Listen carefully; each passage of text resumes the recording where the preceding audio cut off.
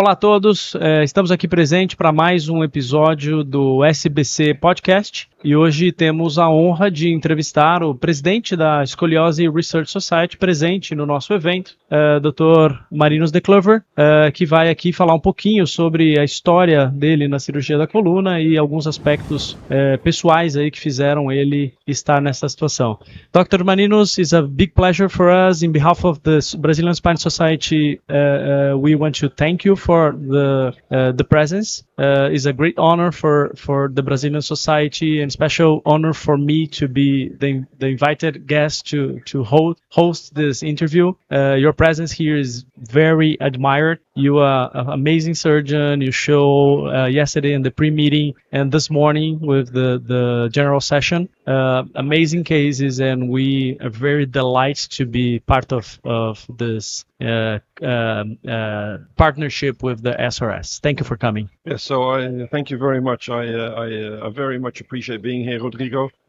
It's been a while since I was in Brazil because of the pandemic, but you feel honored that I'm here. Actually, I feel extremely honored to be here. This is a fantastic society. I've been coming to Brazil for about 15 years, a little bit longer even, and every time I see it grow and I see more and more people here, and this meeting here today here in Recife is a huge meeting, and the atmosphere is good and the science is good. So I'm honored to be here and see what's going on in Latin America. Thank you very much for the kind words. And the Brazilian Spine Society is is a relatively new society, but is growing fast over the last few years. This is probably the biggest meeting on the history of Brazilian Spine Society. We're reaching pretty much 1,500 attendance. That's the data that we collect this morning. So is definitely the biggest meeting on the Latin America. And the partnership with the SRS has been something that made our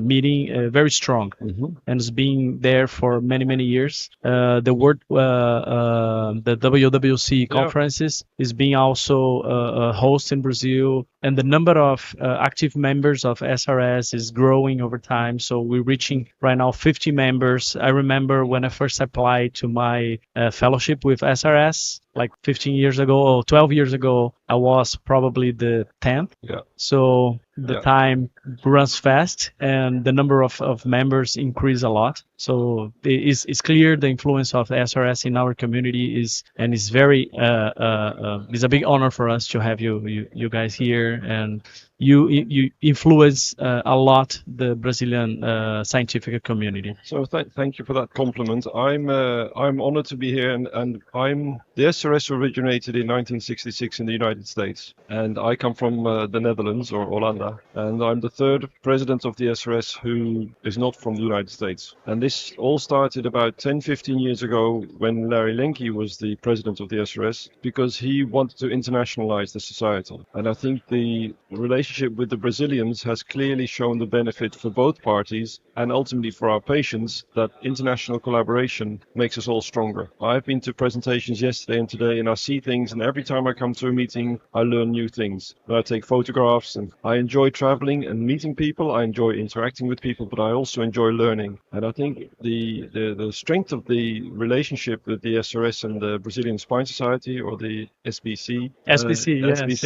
is that it's growing, and it's very valuable for us. So it's relatively easy as a society to organize a one-time event together and then not see each other again for another 10 years. But we've been doing things together over more than 15 years now, and the first worldwide course, I believe, was 15 years ago in Brazil. And the worldwide courses are events that the SRS always organizes in collaboration with an international society. And we've had partners systematically in India and Brazil. You are one of our most valued partners. We also have a relationship with Eurospine, for example. In the US, we are building a relationship with the neurosurgical community. But the Brazilian Spine Society has been one of our strongest relationships, our strongest supporter, and the reciprocity there is much appreciated by everybody. And one of the things that we want to try and increase is, in the SRS, we have committees for lots of tasks there's things that need to get done, whether it's research or publications or committees or whether it's consensus statements. And the more we can do that with an international view and with a Latin American view, the more we can represent the whole spine community in the world, and the more we can learn from each other, and ultimately that'll benefit our patients. Yeah. And I think we're all here among surgeons now today here in Recife, but once we get home, we're in our clinics again, we're in surgery again, and that's where we have our patients. And we use all the learnings to and we help learn the all the patients. learnings, and that's why these discussions are so valuable. Yeah, thank you for that. I want to be a little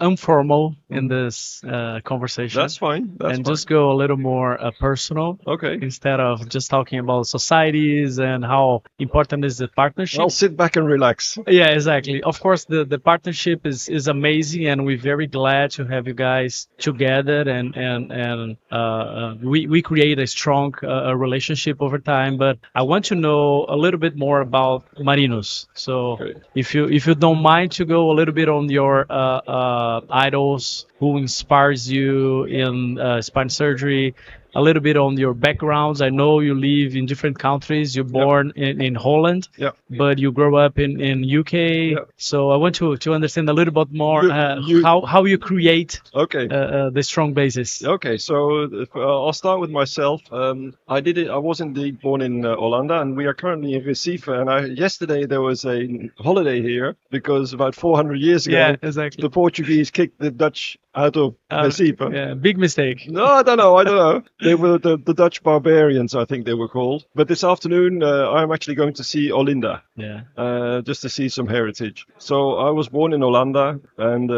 I grew up in the United Kingdom. And when I was 18, I went back to Holland. I reunited with my roots, something we discussed together before. Yeah. And I went to medical school there. I always used to enjoy team sports. So when I was at university and medical school, I did a lot of rowing and running. Running was something I had to do because of the rowing to build up my stamina. Same. I stopped rowing after 3 years, but I still run. And I always have my running shoes with me, and I'm going to go for a run tomorrow morning here along the beach. Early in the morning because it's so hot. I missed this morning, but I'm going to go for a run tomorrow morning. And so at university I enjoyed my sports, my studies, and then with my international interest, I spent 6 months as a student in Africa. Then I came back to Holland again. Where in Africa? In Kenya. Kenya.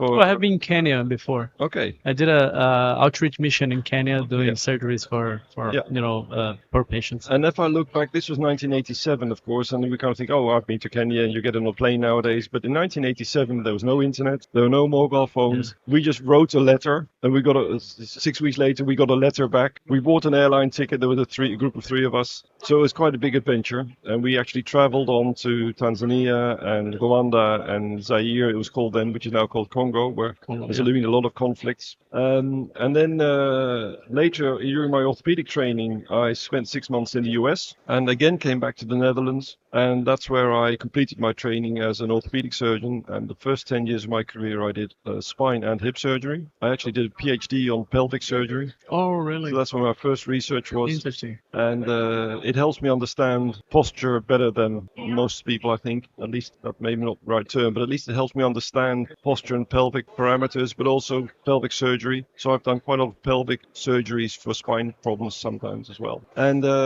but after about 5 or 10 years, spine became so dominant. So now I'm a full-time spine surgeon. I do 90% of my work, or 80% of my work is spinal deformities or trunk deformities, as so at some point you move part of your practice to pediatric spine. Yeah, so I was pediatric and adult hip and spine. Mm-hmm. So I did arthroplasty, I did pelvic osteotomies, I did degenerative spine, I did mostly idiopathic scoliosis. And gradually that grew into more spine. And then the last 15 years, I grew away from the degenerative spine as well. And it was only deformity. And it's adult and pediatric. And before the pandemic, it was about 50-50. I've moved institution a few times, but I'm currently at the university hospital in my town called Nijmegen. And there I do currently about 60-70% is pediatric. And pediatric, I mean up to the age of 20, 21. And about 30 or 40% is adult deformity. And I also do spine trauma. I take spine trauma call. So my whole medical practice is now spine, deformity, and a little bit of trauma. I don't do any degen work anymore, but I did a lot of degen work originally when I started my spine practice. And so I have what I really appreciate about my practice, the fact that I see children, young adults, and adults, and you can follow up. And I think it's vitally important that we as surgeons, when we treat young people, that we appreciate that these are people who will probably become 80 or 90 years old. With current life expectancy, they may be 90 plus. And if you're doing an instrumentation in a pediatric spine, you have to always be considering what happens when they're adults. And I actually, in my clinics, I regularly see patients who I treated 15, 20 years ago who followed me to the university. And it makes you very humble, and you appreciate how impactful your work can be, but that means you have to get it right. Yeah, it's something that you do for the whole life. Absolutely. So that's the spine part. If you then look at the little bit more the private part, as I said, I play sports. I used to do rowing and running. Nowadays, it's mostly running, and I enjoy cooking. I'm with a group of 15 friends, men. Every 6 weeks, we spend the whole evening drinking wine and cooking. Oh, that sounds like amazing program. That is amazing. Yes, you don't want to be able to have to work the next day because it's a long evening. But that's another hobby that I have, and I always enjoy being outside. So in the summers, I hope you enjoy the food here in Recife. Absolutely. They have some wonderful, food, personal, local food that you should try. The people in the audience may not know, but I just had some 2 minutes ago. So, nice. Yeah. And how you create your relationship with SRS? How was your journey with the Scoliosis Research Society, and why you became part of the society many years ago? Yeah, that's interesting because I kind of rolled into it. So I had 2 teachers, both have passed away, and they were senior spine surgeons in my country, and they were both SRS members. And at the time, it was called International Fellow, and they would go to the meetings, and I heard a little bit about it. And somewhere, I don't know how, I submitted an abstract, and it got accepted, and then I had to go. I ended up in Cairns in Australia, which is a long way away. And suddenly I was there with about 400 people, 500 people, and they were so friendly. All these Americans, I'd read literature, I knew their names, and suddenly they invited me to have a drink. We went on a boat trip. We went to the zoo. I still remember we went to the zoo in Cairns in Australia. So the fact that the people there, who I thought were really important, big names, were so kind and friendly and inclusive, that for me was extremely inspiring. And so I tried to become a member, and they accepted me as a candidate member. I kind of grew into it. I met people at annual meetings, and originally the SRS had on Thursday afternoon always a social program, and we'd go cycling or play tennis. So that's where I met all these famous names, and slowly I kind of grew into the society. Did put a lot of effort into some of the education efforts with the worldwide courses. I was chairman of the worldwide course committee. That's how I first came to Brazil.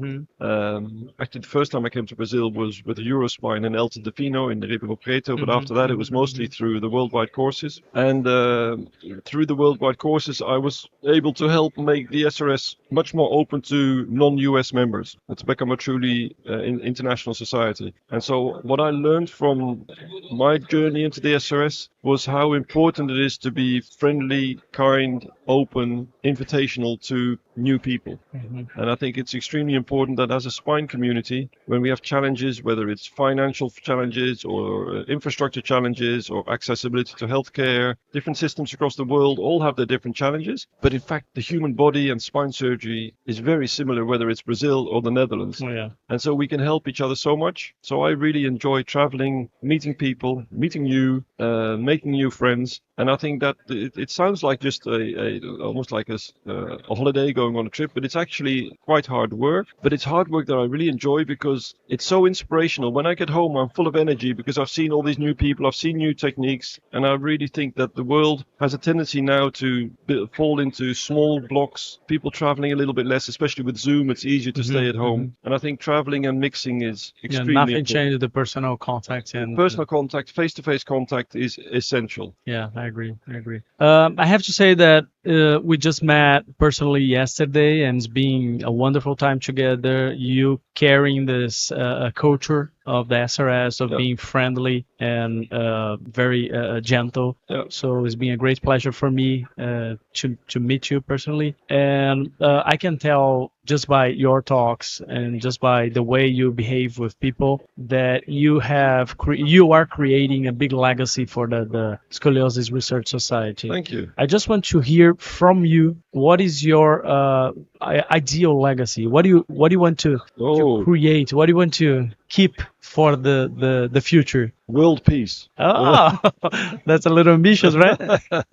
I think currently in the current environment, I want to avoid polarization. I want to be inclusive, and I want our societies to be financially healthy. And that's a challenge with all the costs rising. Yeah. And to do that, we need to have relationships with our members, with societies like the Brazilian Spine Society, but also with our sponsors from industry and partners who help develop new products, help develop new techniques. So my legacy, if anything, I suppose you could say that I would like to be remembered that I helped create an inclusive culture, a worldwide inclusive culture, and a healthy organization. And I can tell you're doing an amazing job. Thank you. In behalf of Brazilian Spine Society, I have to thank you very much for being here.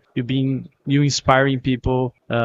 You definitely we're creating a life journey Yes, bonds here. So, I like that word, life journey. Yeah. That's a good word. Yeah, I definitely believe that. And the people we touch in life are the people who will always remember. So Yes. Thank you for the visit. Thank you for the legacy. Thank you for the partnership between the Brazilian Spine Society and the SRS. And I hope in the future we can create stronger and stronger bonds between the two societies. Oh, I'm sure we will. I'm sure, because it's built on trust, and that trust has been built over the past more than 10 years. So I'm sure we will help build it further. Thank you very much, Marinus. Okay, Miss bye-bye. you. Enjoy the meeting. Thank you, Rodrigo. Bye-bye.